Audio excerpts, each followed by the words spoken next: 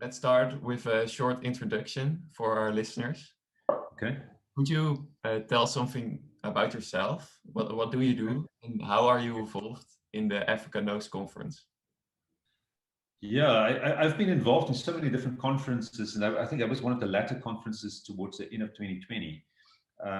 And I think at that particular conference, I was talking about health wellness applications and how we transformed the business from it's an AI business, Cortex, but into a AI-driven health wellness solution. It's a digital platform that drives wellness for people.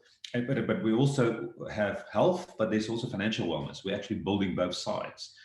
So it's quite interesting, intriguing. And obviously your finances also impacts your health, your mental health, and sometimes vice versa. So it's quite interesting, that play. Founder of the Machine Intelligence Institute of Africa. That's what I'm currently also doing. But the main business venture is Cortex, the Cortex Logic, part of the Cortex group. My background is in artificial intelligence. So I did a PhD in machine learning AI at Stellenbosch University a number of years ago, and also a researcher in this particular area. And I did quite a bit of applications in various areas. We even built neural network models of brain disorders. I worked in psychiatry applications, but the main applications was around the business side. So in financial services or the minerals, metals, mining or manufacturing. And that was the reason why I founded my first company called CSense Systems. And that company initially looked at broadly at how you apply AI. And especially during the 2000s, we did quite a bit of work and then decided to focus on the minerals, metals, mining, manufacturing, the industrial space, which turned out to be a good choice at that time. Also, given the industries, you still had a lot of these minerals, metals, mining, and even oil and gas, and all these kind of companies that could get quite a bit of value from the application of machine learning and AI. So if you think about any process that needs to be optimized, say it's a chemical process or a manufacturing process, or if you think about equipment, they've got these expensive equipment, and if you've got equipment that's not like a grinder or a furnace, or it could be a tank or whatever it is, but if it's not working properly, then your production stops. And it's also about the quality. So you want to drive, it's all about those business value drivers. So, and that's still, even today, it's a very big application use case around that. But I see the world, there's the industrial space where you can add quite a bit of value in terms of throughput, yield, quality, better production, and all of that. And that translates to millions of dollars straight away if you help. So that's what data can do, and if you apply AI. But obviously, a big part of the market is on the consumer side. So, and there it's about consumer data. And we all know the biggest tech companies, the biggest companies in the world right now is not your minerals, metals, mining, or even banking companies. It's the tech players, and they are utilizing this data. Google and Facebook, and if you think about advertising and all of these kind of things, it's all about consumer behavior. And how do they actually come to know more about the user? It's because the user are instrumented. We are actually every day, everything. If we type on keyboards and we do things, we work with our phones, we provide them with so much data, and that data you can obviously feed into machine learning algorithms, and that allow you to do predictions and do recommendations, and suddenly you've got a massive business. But this is also the ingredients for a lot of other consumer-facing businesses now: financial services, banks, insurance companies, retailers. You know what Amazon is doing as well. So it opens up the floodgates.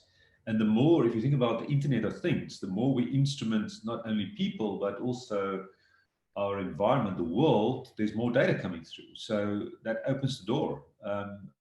And we know more about the consumer. And you can be more relevant in terms of the offerings, the products and services that you provide. So I think it's fascinating. And now what we are doing, so with Cortex, we've been doing quite a bit of work in that regard.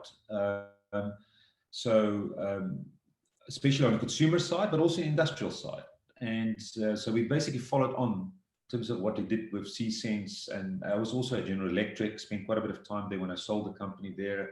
Also worked at a company called Jumo, that's kind of, I don't know if you know Jumo. Do you know Jumo or not? I've heard of them, but I don't exactly know what they Yeah, they're like a digital platform, a mobile money marketplace where you can sell insurance products and bank and loans and microloans through wallets, actually through even feature phones, but they collaborate with all the mobile network operators, not only in Africa, they're also in the other emerging markets, Southeast Asia and Pakistan and a few other places. But what we did there was to actually use AI machine learning to determine the risk and the affordability and those type of things purely based on call direct records and wallet behavior. Similar kind of thing. So you can see that there's another use case, and that was kind of leapfrogging in that space. Now you can suddenly get to the unbanked. They don't need to be banked, but you can provide offerings. So it's really changing the game. But what we've decided now is over the last year or two is to really zoom in and focus on how can we use this technology to actually improve people's wellness, help people. So for me, it's about how to shape a better future in a smart technology era and how can we make a difference. And I think healthcare education is hugely important for Africa. We want healthy people, but we also want educated people. So can you use smart technology to actually help in that regard? And even if you think about Jumo, and you think about what we're doing with financial wellness, I think if you can use technology to help educate people in terms of financial wellness, what should they do, and health wellness. And with COVID-19 and everything now, people are very eager to know what should we do and what kind of information. Everybody is seeking for that right information. This vaccine, this thing, what kind of the symptoms, but they flourish on just getting the right information. But now we also sit in an interesting space where there's a lot of fake news, there's conspiracies, we obviously want the good, we want to filter all the good stuff. So there's a lot of stuff happening on that regard. So I'm actually also now writing a book, and I should be finished with that hopefully in the next month or two or three. I'm hoping in this quarter it should be done. And the focus is on democratizing AI to benefit all. So how can we benefit everyone? How can we democratize AI to benefit everyone? And this is all part of that massive transformative purpose of shaping a better future in a smart technology era.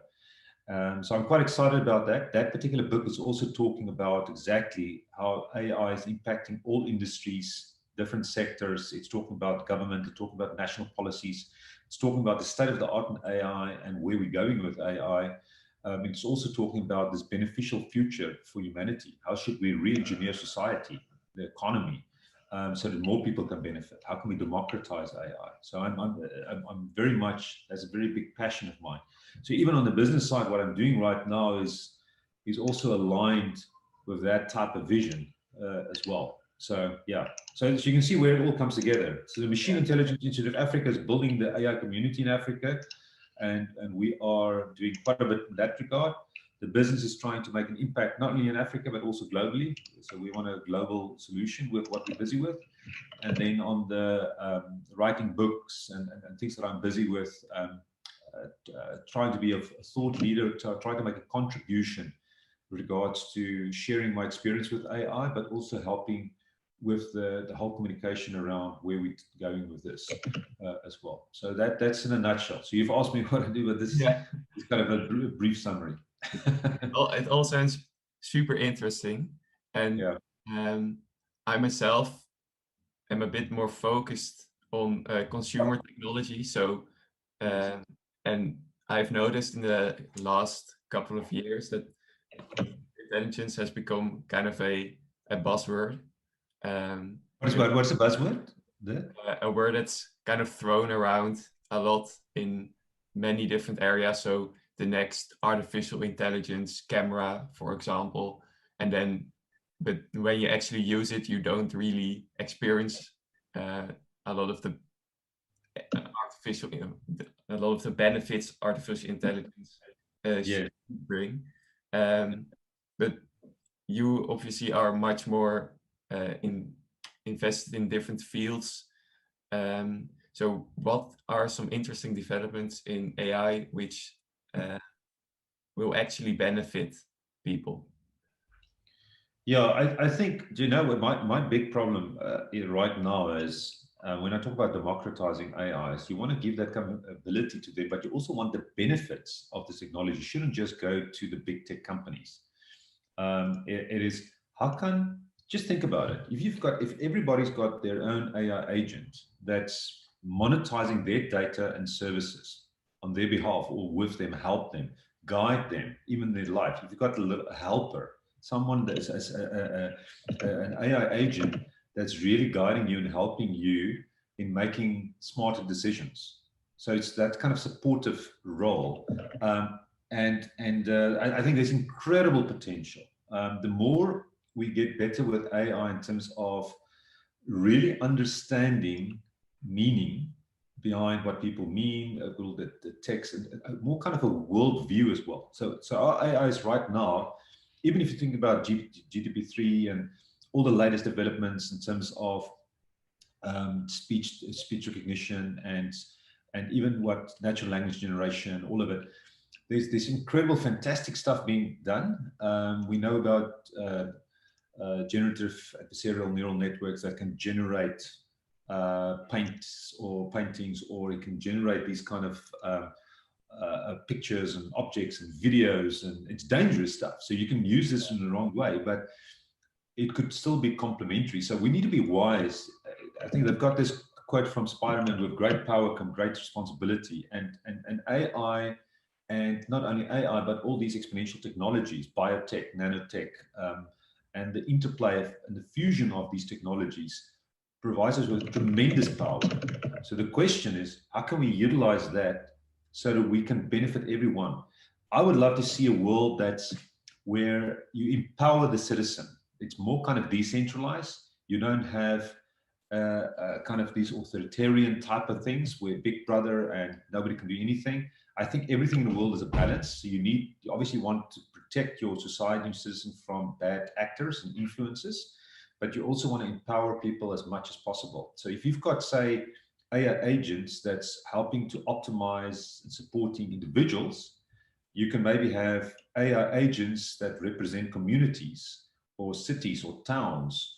And I would love to see a world where it's much more decentralized. I think it's the governments, and if you think about countries, and it's all good and well. I think you want to protect cultures and all of those kind of things, but I can see a world where we as humanity are much more connected. We're already very connected. We've created a nervous system. The internet really helped to create a nervous system for civilization. So if we can be kind of operator, they talk about Dunbar's number, where 150 people, how many people do you really interact with in a meaningful way?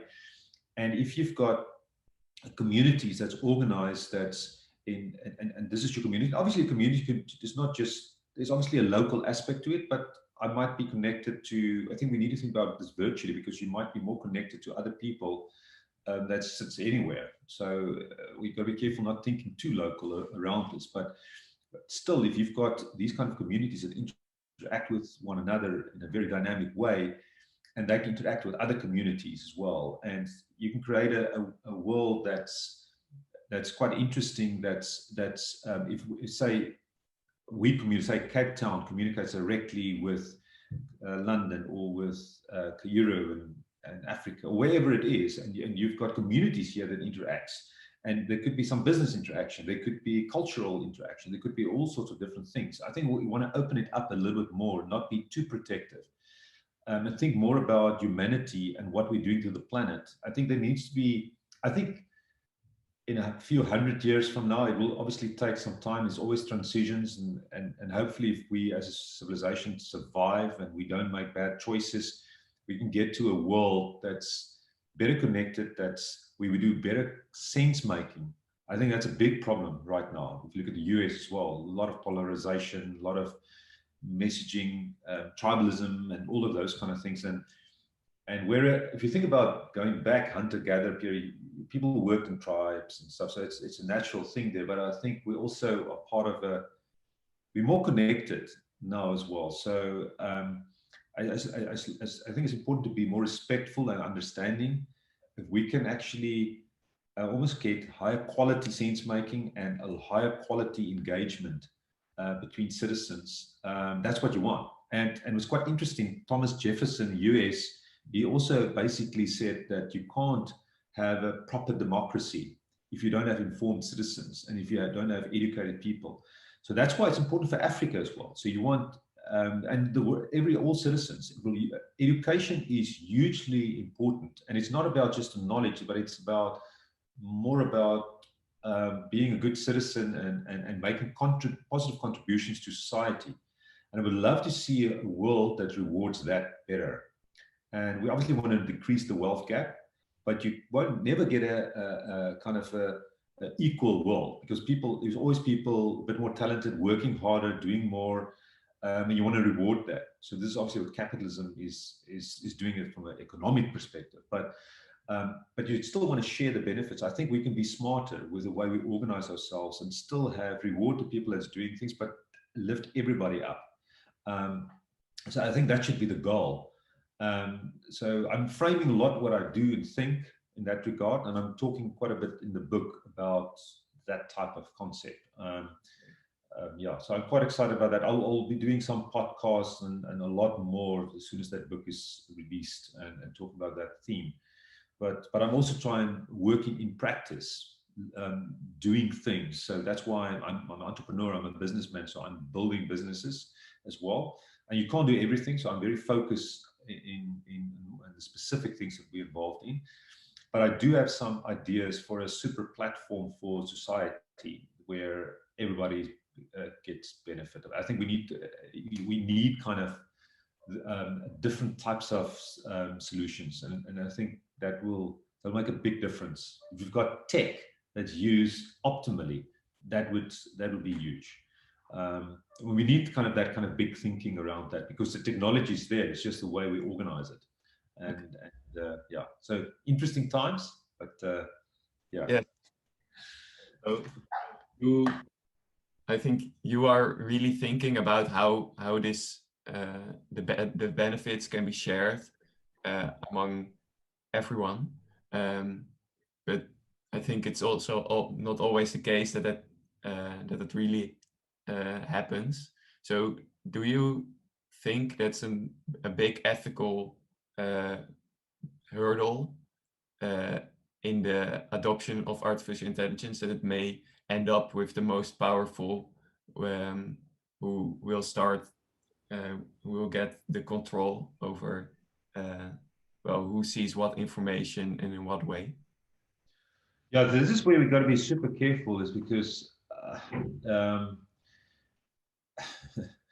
I think if you think about society, the danger is always there that you would get authoritarian type of governments controlling things. That would be a bad world. That would be a bad outcome. As a matter of fact, when I talk about the possible outcomes for society, that's like a dystopian outcome.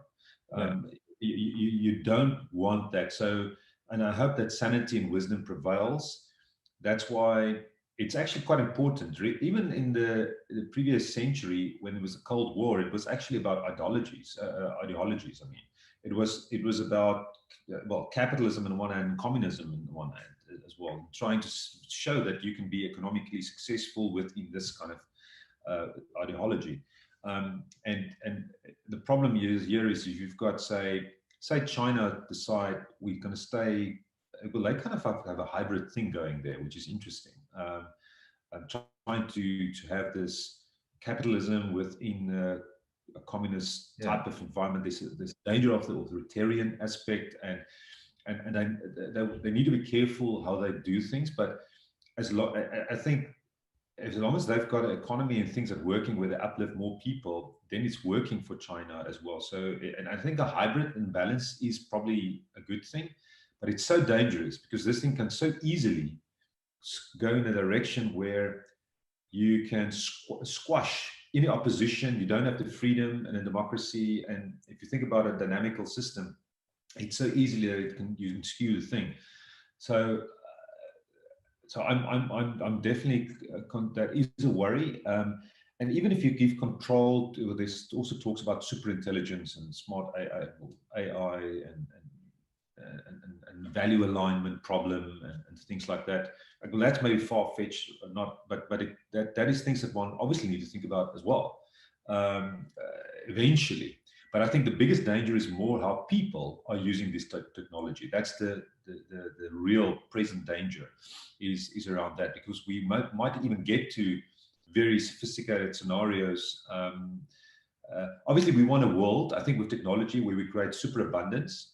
We reduce the cost, make it affordable for as many people as possible, and then make sure that people are doing meaningful things. They want to feel that I'm living meaningful life. So I think it's very important to understand what is the things that excites people, and that's the kind of world. So we want to visualize. They talk about dystopians, utopians, but there's also things like protopians or paretotopia, and that's where you always see progress, and it's not perfect, but it's always getting a little bit better, and we drive towards that.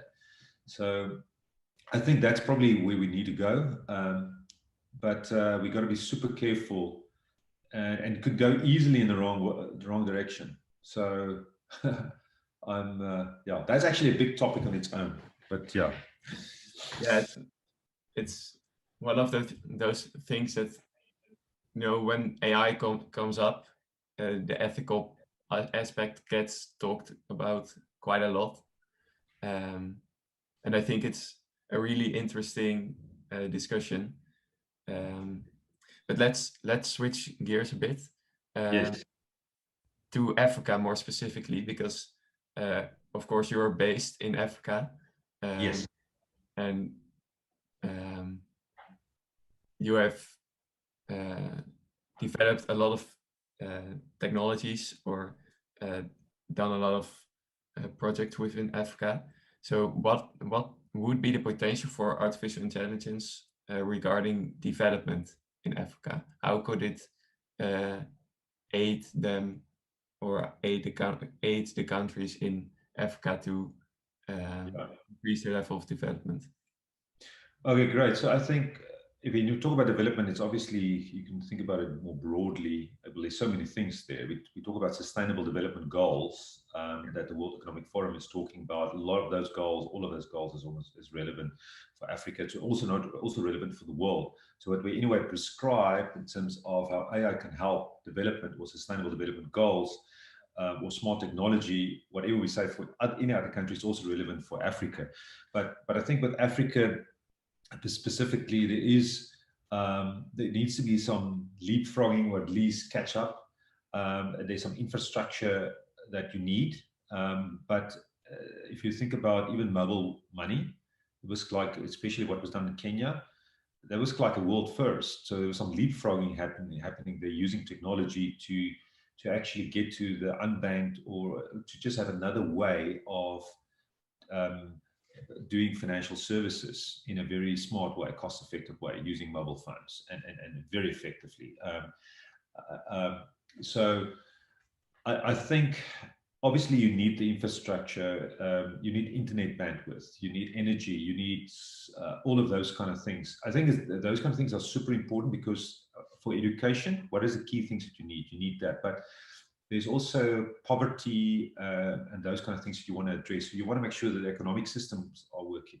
So how can you get Africans more? If you think about, okay, I'm interrupting myself there, but if you think about Africa, 1.3 billion people, currently it's on a trajectory to 2050 to double that, yeah, or 2.3 billion or 2.4 billion.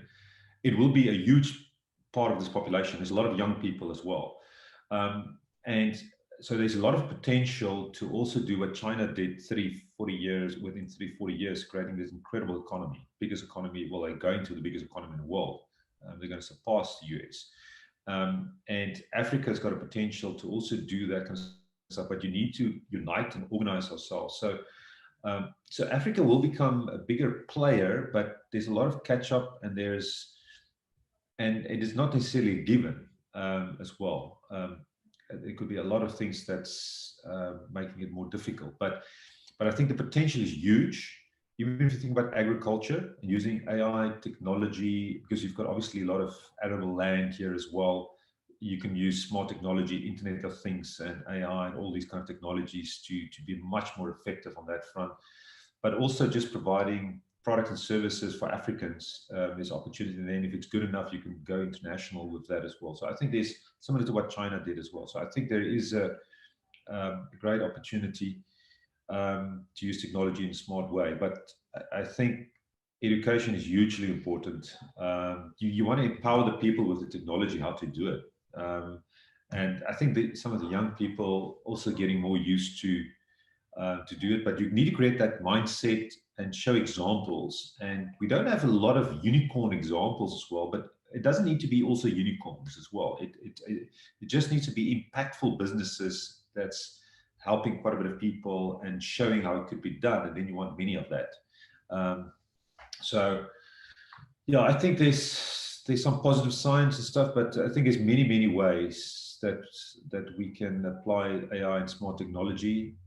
We need to empower people. So that's why even the Machine Intelligence Institute of Africa, we've been recently accredited with training courses in data science AI. So we're doing that in Africa, South Africa, but we're also connecting with Data Science Nigeria, which is doing fantastic stuff there. There's in Kenya now recently ACE that was launched.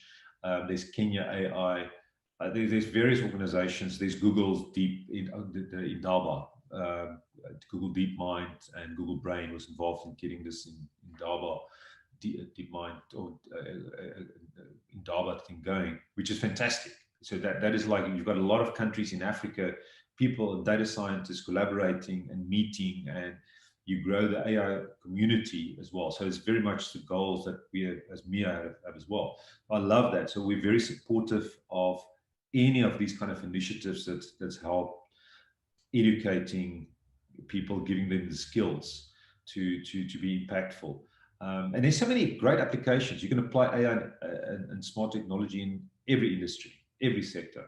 And there could be unique ways of doing it. It might not be the same way that you do it in the Netherlands. There might be, because of the conditions and combinations of things here, you've got a different type of solution that you need. So you can customize solutions to work here at scale. Okay, so, yeah. So I think you made quite an interesting comparison to China, and they obviously became really big in manufacturing. But do you see the same happening to Africa? Because some scholars have said that manufacturing is not really something that will become big in Africa, but you did talk about manufacturing as something important. So I think it was initially when we were in manufacturing, it was more in the 2000s. It was earlier on, it was global. It was not just Africa. Minerals, metals, mining is quite big here in Africa, Australia, Canada, South America, Russia. Well, there's a few countries so Africa, it's got a lot of the minerals, metals, mines, diamond mines, platinum, all of those kind of things. So it was natural for us initially to make contributions there. And there's still opportunities in that area to apply AI and so forth. But I agree with you. I think manufacturing is very competitive. It's great to create local things here as well, but I think agriculture is a big opportunity. But I think also it's more, we live in a digital economy. So I think there's more opportunities on services that you can provide. There could be digital service, financial services, it could be education, it could be entertainment, it could be so many different things that we do. Healthcare, health is huge. Can we get more nurses helping, democratizing medicine and getting people to provide proper services? I think education is, how can we scale much better with that? We need to think out of the box. So I think manufacturing is obviously you want to, I think it's about producing stuff. So you still want to produce stuff, with services or products. And it would be great for Africa to participate and be creative around products and services. And maybe that product and services is for, remember, it's a growing population here. and just to support the population in terms of product and services. So there could be all sorts of interesting manufacturing opportunities. So I think it's going to be interesting. There's a lot of other countries doing. It will be interesting how it all eventually. It will never end, but it will go through various transitions. But I still think there's always opportunity to do things in all areas, especially if you've got people. Typically, the product and services around people. And so I think there's ample opportunity. We shouldn't just disregard different industries. Let's see how it develops. I don't think manufacturing is just one of it. For me, it's just this. I think there's opportunities. People need food. Can Africa produce food for itself as well, and for the world as well? It will be interesting. But you want to do this in collaboration with humanity. So I almost say it's almost like if you think about humanity as this body, and you don't want the leg or the arm to not be in a good condition. So I think I'm more thinking about things more globally. I'm not just thinking Africa. I obviously want to help contribute because I'm based here in Africa, help make a difference. We always went international with our solutions because we think more globally, how we can help. But there's clearly, where there's a problem, you want to see what can I provide a solution. And we do have many problems here that needs to be addressed. So, and for humanity to be, and it's quite interesting if you look at the World Health the World Health Organization. It's just interesting when they talked about vaccines and how it's being distributed, and there's a lot of poor countries not getting the vaccines, and there's maybe some countries that's hoarding stuff. So that kind of that's obviously not what you want. So you need to think about humanity together, so you can actually extrapolate from that and think about how can we make everybody else, how can we get the sense making and the educational levels of the whole civilization up, because it is affecting us because we are connected. It's not good for humanity and civilization if you've got people as lagging in certain things. So you just want to help. So I'm more thinking it from thinking about it from that perspective as well. Sorry, long answer, different angles, but again, no, I think you make some really interesting points also with the distribution of the vaccine, and well, related to that, how could AI help in the future with reducing the risk of these kind of viruses, virus outbreaks, but maybe also in managing natural disasters? How do you think artificial intelligence could help with that? Yeah, no, I think that's huge. So what AI is quite good at in terms of the things that we've done, that I've done in the past, in terms of real-time monitoring and optimization and real-time causal analysis, detecting causes for things. If you've got a system, forget about just AI. Before you get to the AI, if you instrument the world, and that's what we've done. So we instantly know about a big problem there. Just with this whole COVID-19, it was so quickly identified. We were maybe slow here and there in certain countries how we reacted and stuff, but it was still amazing how we dealt with that. And it was more kind of collective intelligence. Now, AI has in fact been used there as well, but I'm going to quickly show you. I don't know if you know about AlphaFold. That was one of the solutions from DeepMind, where they actually look at an amino acid and sequence, and they can actually build models where they can show how you can actually fold that acid into a protein that do something. So that kind of technology can help you to develop drugs more quickly and so forth.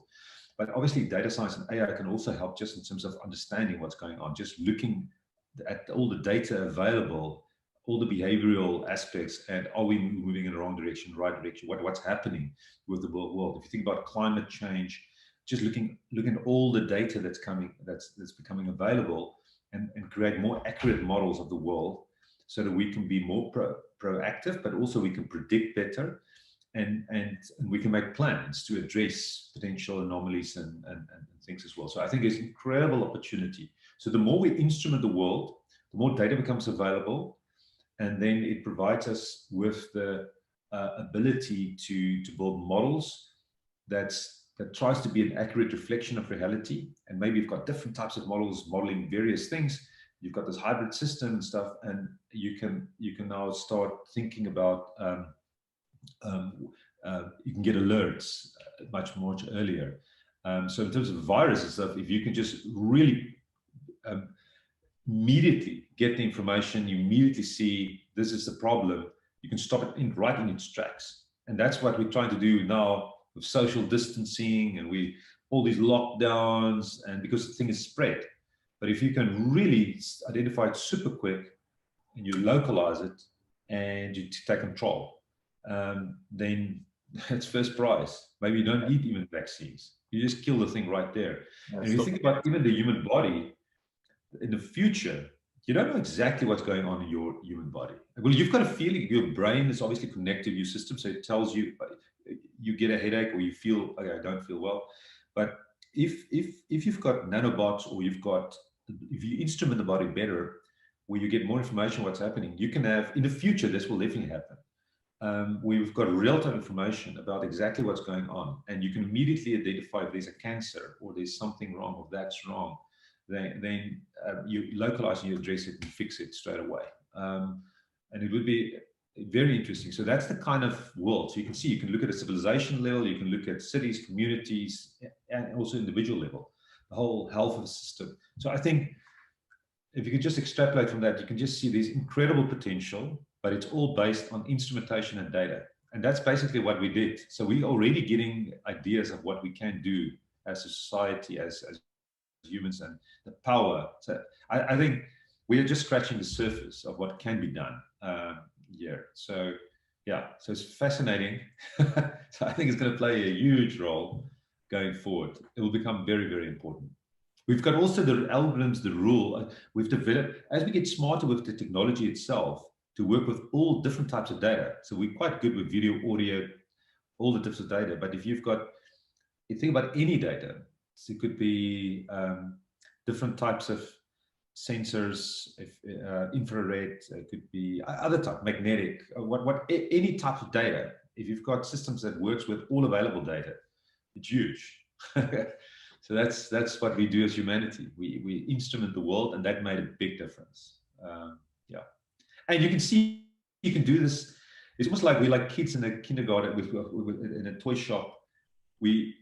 We've got this smart internet technology, and with social media, it's clear how it was used in wrong ways and misused, and how people are using it to create narratives and polarize people as well, and creating these factions, because that's the only thing that you see. So we as humans, if you've got control of people, you're conditioning groups of people, you're going to create these polarized societies, and groups, and that is a bad application. So now suddenly we say, oh, we need sense making, we need filtering. What news source can I trust? And now we need evidence. But that's a good thing that people think about those kind of things, because I think that you're just going to be a better citizen, better human, but smarter human if you're more open to other ideas and opinions, but then also can do better sense making for yourself, and more. You got to be more listening to what other people's opinions are, and so forth. But it shows the danger. Technology could be misused, and then suddenly you get that, because we are not mature enough. It's easy to condition people. It's easy to manipulate people, and that's so dangerous, because our brains, we're creating these predictive models, and it's based on what we feed it. We're these kind of cultural animals. We've been fed with culture. We grew up with this and programmed. So it's like a software program. We programmed with this kind of stuff, and certain beliefs and ideologies and stuff. So it's very dangerous. Yeah. Okay. Just checking, how much time do you have? Maybe last two questions or so. Maybe we could take it to 12:30. Was that good? Yeah, that works. Okay. Because I just want to go back real quick to automation and Yes. jobs, Yes. because that's another thing that's often talked about with AI, of course, is how much, how many jobs and which jobs will be automated in the future. Will there be new jobs that are created? How will that work, and how do you see that working out? Yeah, so that's fascinating and interesting, because you get, if you look at the AI, you get assisted intelligence, augmented intelligence, autonomous. And because of that, various applications where AI is is automating certain tasks in jobs, or even automating whole jobs effectively, you will be in a situation where the existing current jobs will be affected. But as we know, as we've seen with civilization, jobs do change. How many people are still actually working agriculture? Just think about even the digital economy, how many people are new jobs and new variations and tasks and things have been created around that. So things are evolving all the time. But if it evolves too quickly and we don't adapt quick enough, then you're going to create huge gaps and huge problems as well. So I think one needs to really be that's why it's so, government has got a huge responsibility now in terms of those kind of things as well. So, and citizens and corporates and industries as well, because they might appoint, if you implement an AI solution, for instance, and you're automating certain jobs, you can't just think about that solution just maybe improving my productivity and stuff, but then what about the process? What about the humans? How is it being utilized? What's the aim there? Can I empower the people to use the technology so that I can actually improve my whole service and in a complementary way? So it's more kind of an augmented way. So the responsibility is not just on government, it's all of us. It's in industry, as we progress, as we transition, as we try to make businesses work, we need to think about locally within your company, within your corporation, how can I be sensible and how can I create applications of AI that's kind of supporting, augmenting us, and can I use those individuals, humans, in smarter ways to do creative things, to use technology in smart ways. So I think there's opportunities around that, but we definitely, it's the outcomes is not guaranteed, and the problem is also with the way our society is set up, engineered. We don't value maybe educational jobs or certain healthcare jobs and stuff. And I think we need to think about society and jobs and the economy and meaning. What does it mean to be human? And what is the things that people want to do? Because people want to feel they're making contributions and they're feeling valuable. But that's all has to do with how you think about things.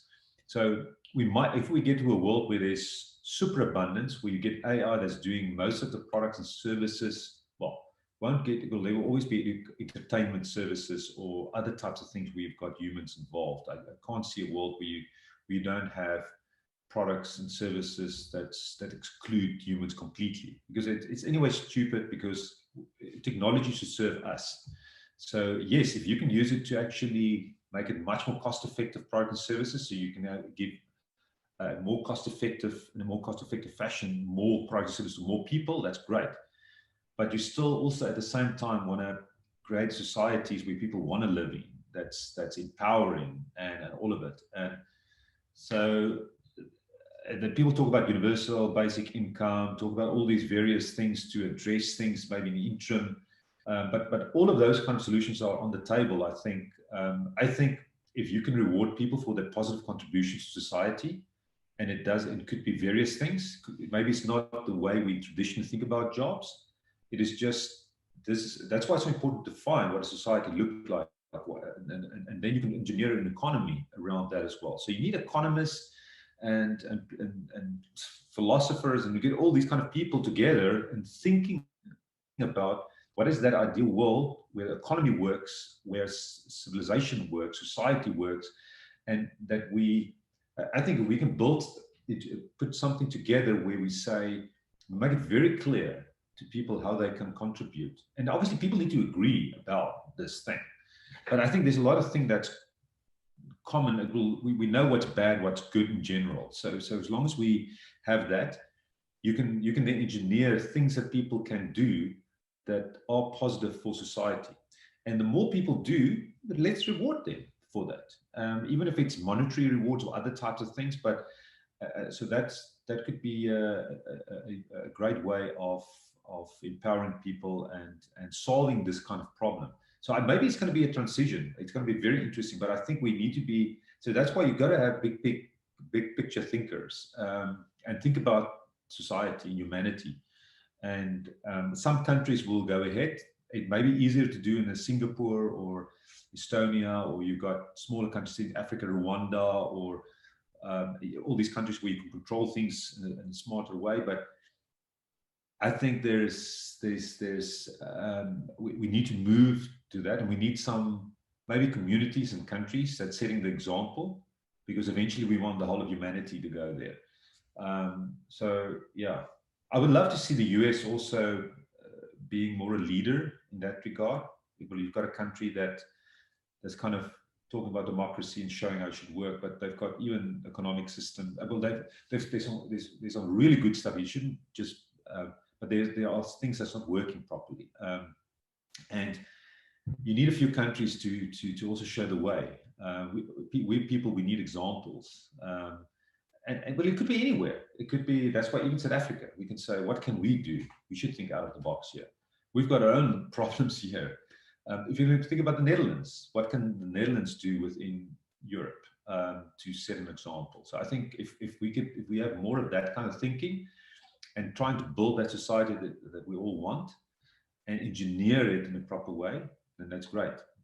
I think the only problem is we still sit in a world that's very hybrid. You've got, I think capitalism is dominant on the economic front everywhere, even in China and stuff like that. So you have a system that's there, and the problem is people are exploiting that businesses and the rich are getting richer almost, and so it's a bit of a issue. So we still have that reality.